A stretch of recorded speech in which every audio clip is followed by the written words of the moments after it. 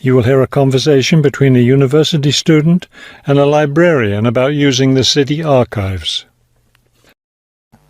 First, you have some time to look at questions 1 to 4.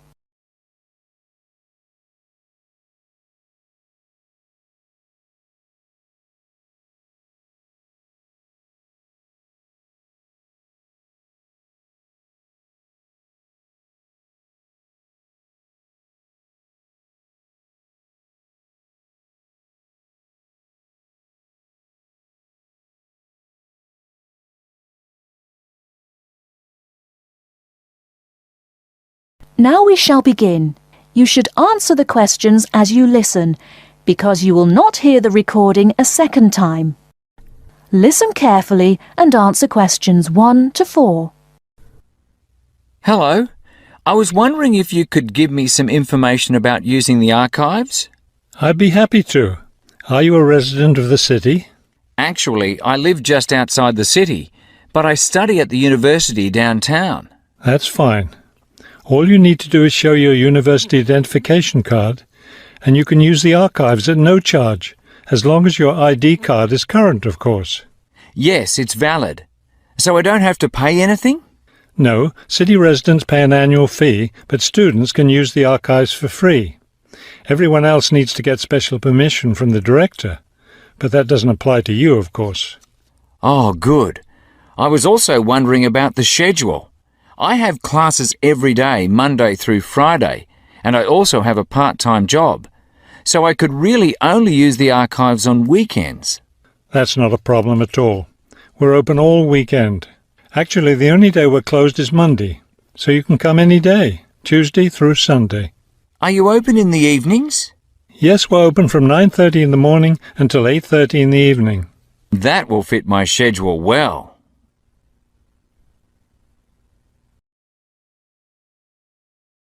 Before you hear the rest of the conversation, you have some time to look at questions 5 to 10.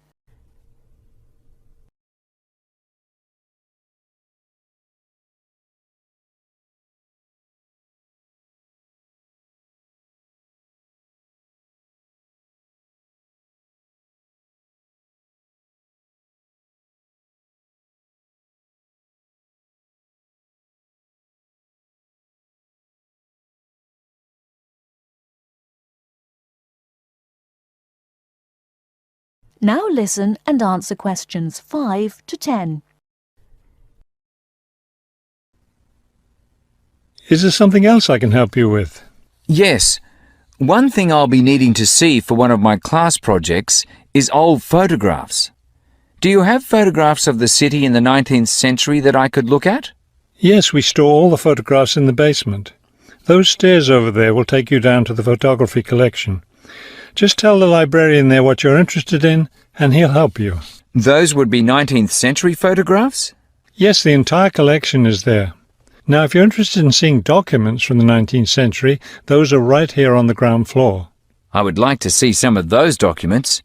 Does that collection include newspapers too? No, all the newspapers from the earliest ones in the 18th century up to the current time are on the second floor. Here, let me just give you this map of the archives, and you'll be able to find whatever it is you need. Thank you. Oh, I see you have a whole room devoted to maps. Yes, on the third floor. That's great, because one thing I need to do is look at how the city has developed over time. I'm sure you'll find a lot of helpful information there. Of course, some of the maps are several centuries old, so generally visitors are only allowed to see photographic reproductions of them. That shouldn't be a problem. What's this on the fourth floor? Ogden's Woolen Mill. As I'm sure you know, Ogden's Woolen Mill was the major entity responsible for the growth of this city in the 19th century. The Ogden heirs gave money for the archives to devote an entire floor to information about the history of the mill. Will I be able to find information about the Ogden family there? Photographs, personal papers, things like that? Probably the family photographs are stored downstairs in the photography collection. The personal papers would be on the 5th floor, where we keep all the personal papers of famous residents of our city. Thank you so much for your help. I'll be able to do a lot of my research here. That is the end of part 1. You now have half a minute to check your answers.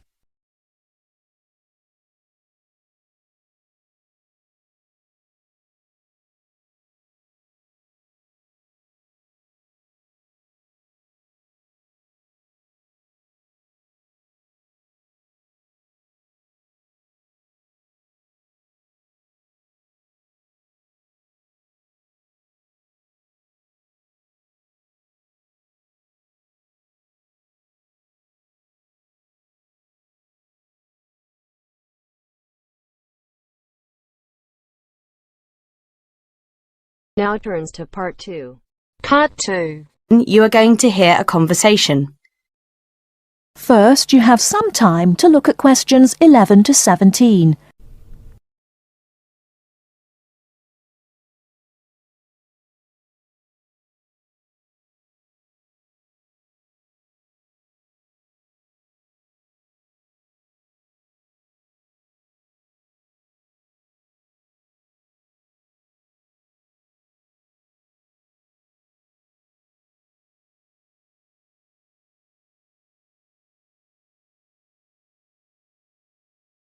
Now, listen carefully and answer questions 11 to 17.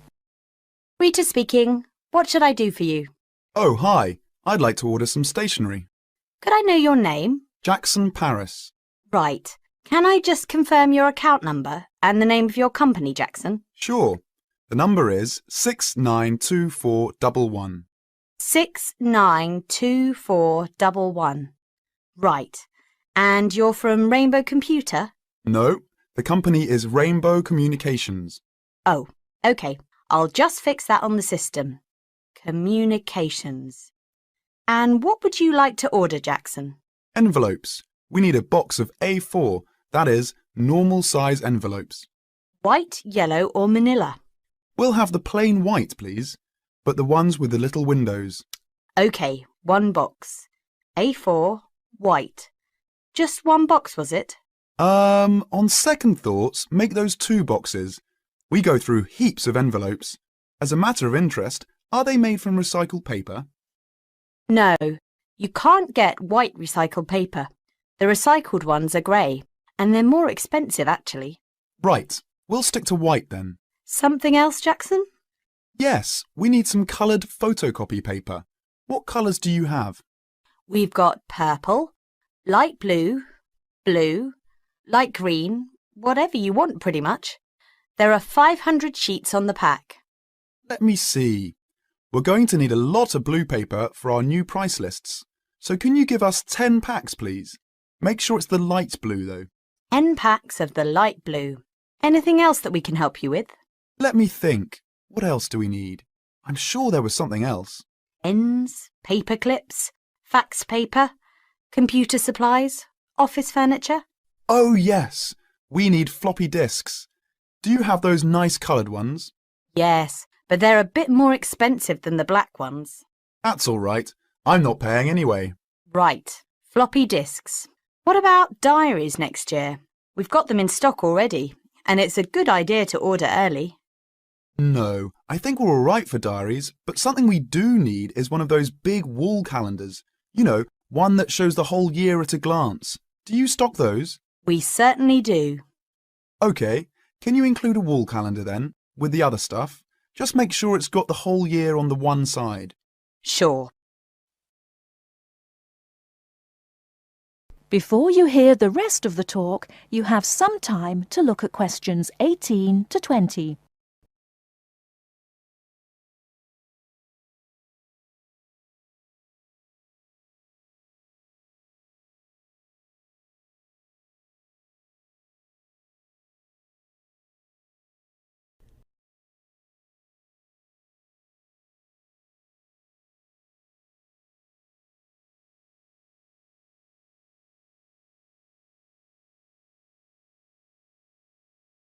Now listen and answer questions 18 to 20. And do you have a copy of our new catalogue? No, I don't. But would you send one? Yes, I'll pop one in with the order. You'll find it a lot easier to remember what you need if you have our catalogue in front of you next time. Yes, good idea. And when can you deliver this? Should be with you tomorrow morning. Can you make sure that it's not after 11:30 a.m? Because we have to go out at 12. There's only myself here on Fridays. Fine. I'll make a note in the delivery docket that they should deliver before 11:30. Thanks very much. Thanks. That is the end of part 2. You now have half a minute to check your answers.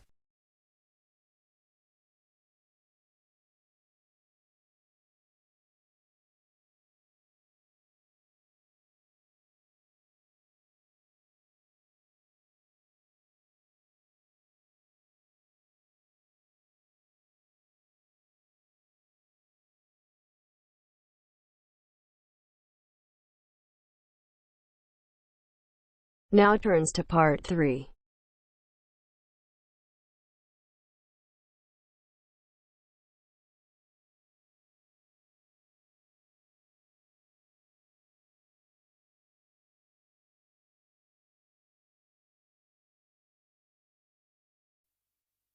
You now have 30 seconds to read questions 21 to 28.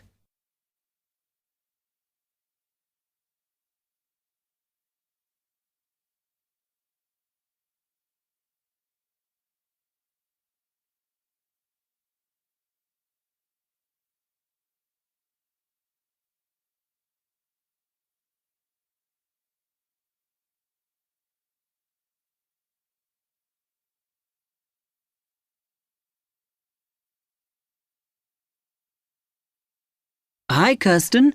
Have you heard about that architecture conference in Oxford at the end of the year? Yeah, I saw the leaflet on the notice board.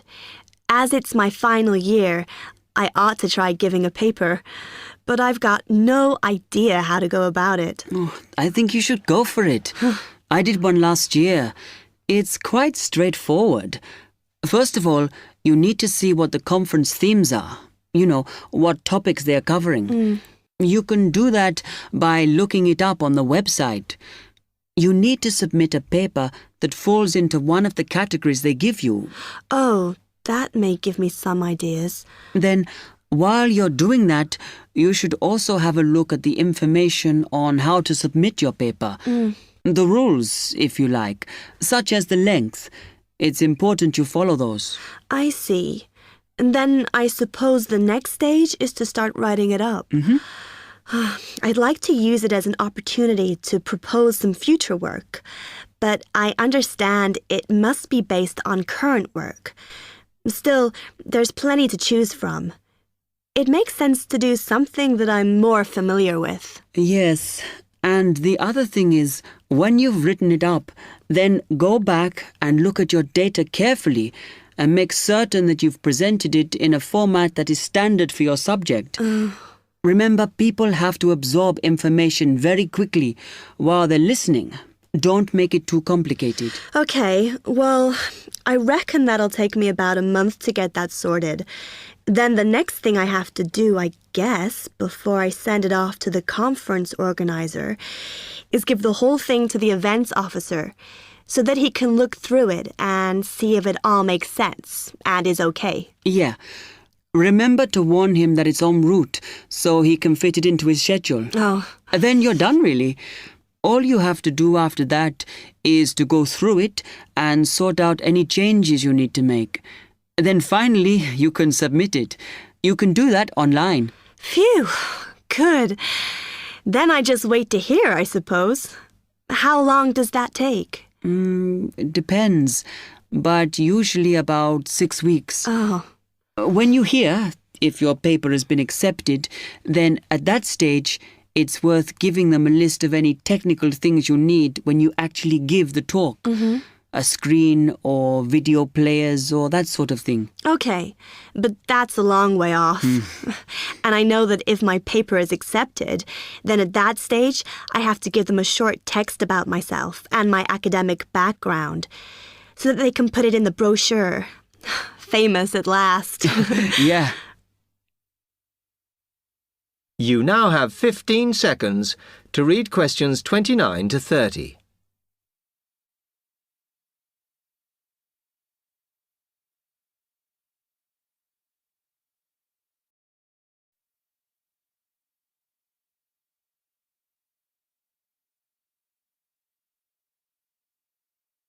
Right, well, I've got to get a couple of things sorted if I'm going to get this paper completed. Have you got enough data? Possibly. I'd like to reinforce some of it, though, so I thought I'd send out some more questionnaires. I was looking at that thesis that Angela wrote last year, and she said you need a sample of over 100 to be sure of your results. I think some of this year's postgraduates are doing some of the same stuff as you on buildings. Why don't you talk to them? I'll end up getting confused. It would be more useful for me to actually go out to that site by the rail bridge to see how they're building the new factory. Oh. I managed to get hold of Professor Barnett at London University, and he said I should go out and take pictures. I'm pretty busy, but I'll have to make time. Anyway, what about you? That is the end of part 3.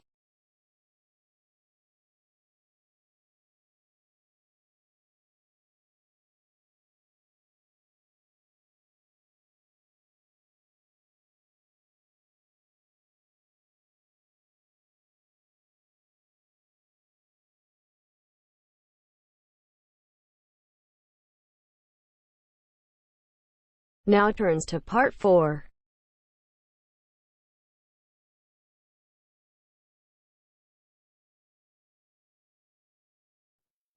You will hear a wildlife expert giving a talk to a group of bird lovers in the UK about a species called the tawny owl.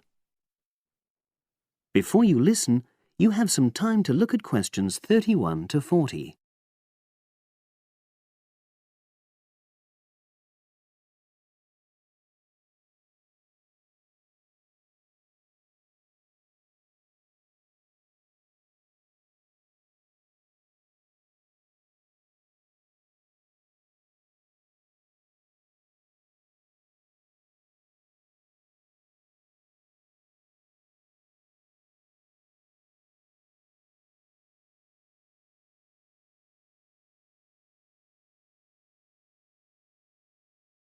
Now listen and answer questions 31 to 40. Good evening, everyone. You're all likely to be familiar with pictures of the tawny owl. Because of all the owl species in the UK, it's actually the most common one. But the chances are that you're more likely to have heard one than actually seen one, as it's also strongly nocturnal. This means that it normally ventures out at night. So, what kind of habitat does the tawny owl prefer? Well, a survey carried out in the 1980s confirmed that this owl is most likely to be found in woodland. If you look at a map of tawny owl distribution across Britain, you'll only see gaps in the treeless marshy areas of eastern England and in some of the more upland parts of northwest Scotland. However, you can sometimes find populations of tawny owls in urban areas too, either in parks or in large gardens. The tawny owl shows some obvious adaptations to its natural habitat. For example, both its wings and its tail are short, which helps it to maneuver through the trees. Also, the bird's plumage is a mixture of brown and grey, and this provides suitable camouflage for when the owl perches up against a tree trunk. Then there are its large eyes. The tawny owl's visual capacities are considerably better than those of humans, and although it can't see in complete darkness, it's sufficiently well equipped to be able to navigate its way around woodland on all but the most overcast nights. Another factor that contributes to the tawny owl's success as a hunter is its excellent memory of the layout of different areas. If you combine this ability with the owl's strongly territorial and sedentary nature, most populations of tawny owl are sit-and-wait predators, you realize that it has a good opportunity to predict where prey might be found. Finally, as well as having large eyes, the owl's sense of hearing is excellent, and this helps it to locate potential prey as it sits on its perch.